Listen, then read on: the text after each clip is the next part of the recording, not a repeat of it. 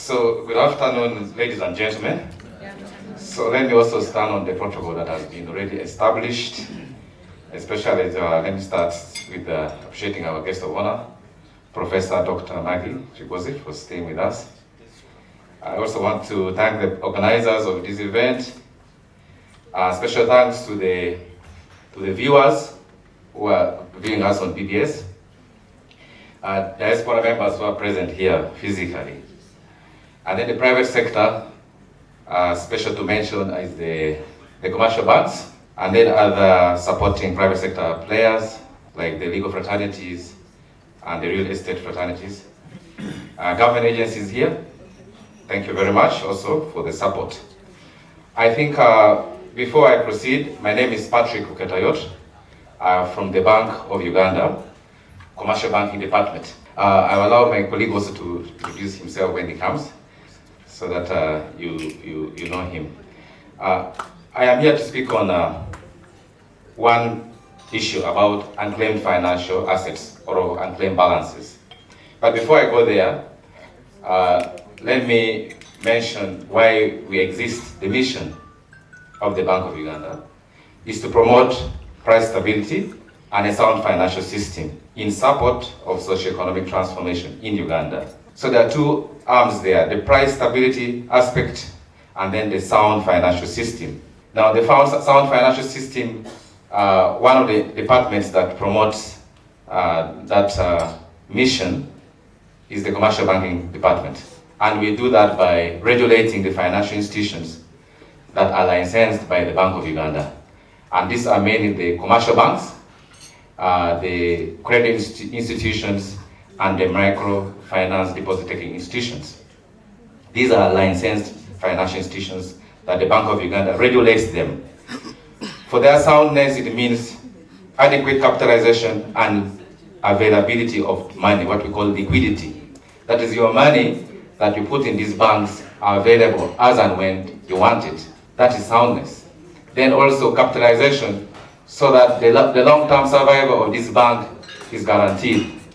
Or if this bank is in the unlikely event that it is to fail, it fails in an orderly manner without affecting you, the depositors. Now, you put money in these banks that comes out from the diaspora through various means. Most of you, I know, send your monies through remittances or through other money value transfer services platforms like Western Union, name it.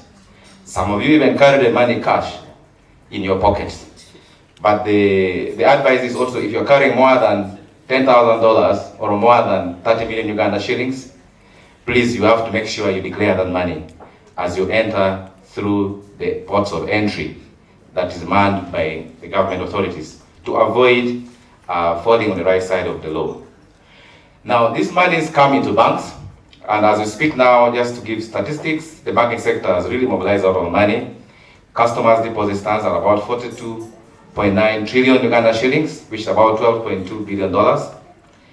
And of course, some of these monies, which are depositors' monies, can enter into what we call dormant accounts. And that's where the issue of unclaimed balances come. When you open an account, you can open either a time deposit account, savings deposit account, or a current account. Now, for a savings and current account, you often use it if you are available within the country. But for the fixed deposit account, it has to spend a period of time, for example, maybe 1 year, before you can remove it or use it. So they have different features. Now, how does dormancy come in here?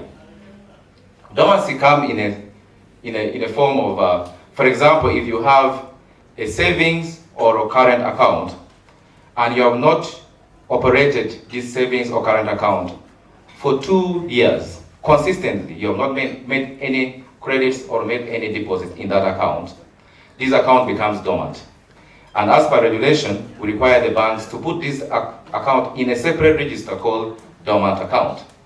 The separate register is to guarantee the safety, which I mentioned, one of the missions is soundness, to guarantee the safety of money which sits in that account. Once the money is in the dormant account register, we require the banks to restrict, to stop, first of all, continuing to charge the account. And also we require the banks to restrict removal of money out of that account unless it is authorized by 2 officers in that financial institution. And those 2 officers will have your records, what we call the KYC documents, to verify you before you reactivate that account. Now, once the account has stayed in dormancy for 3 years, remember you already spent 2 years without operating it, the money stays in the dormancy, in the dormant account register for 3 years.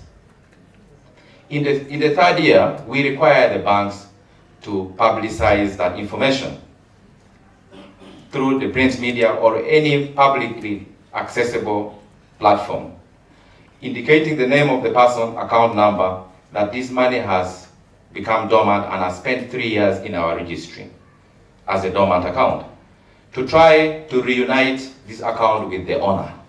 That means information about your address and your maybe telephone number or mechanisms of reaching out to you needs to be updated frequently. So thank you very much. In case of any questions later, we'll be happy to answer. Thank you.